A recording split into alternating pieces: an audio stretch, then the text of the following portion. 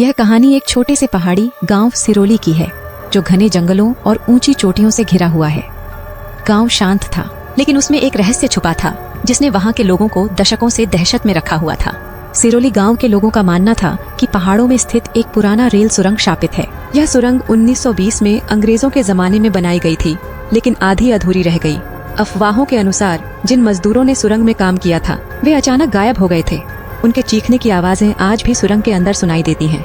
गांव वालों ने कई बार यह देखा कि जो भी सुरंग में जाता, उसकी परछाई कभी वापस नहीं आती। वहां से गुजरने वाले कई लोग या तो गायब हो गए क्या, या वापस लौटे तो उनकी मानसिक स्थिति बिगड़ी हुई थी। कर्ण और सीमा शहर से आए एक युवा दंपत्ति गांव में घूमने और अपनी छुट्टियां बिताने आए थे। कर्ण एक खोजी पत्रकार था और वह इस सुरंग के रहस्य को सुलझाना चाहता था।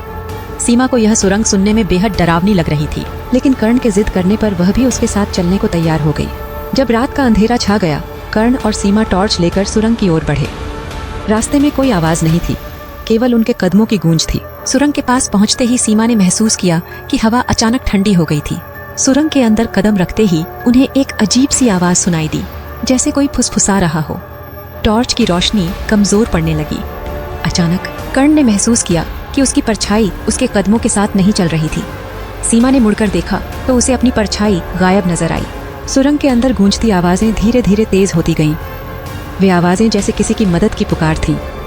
अचानक सुरंग के अंधेरे में एक साया दिखा दी था, जो धीरे धीरे उनकी ओर बढ़ने लगा।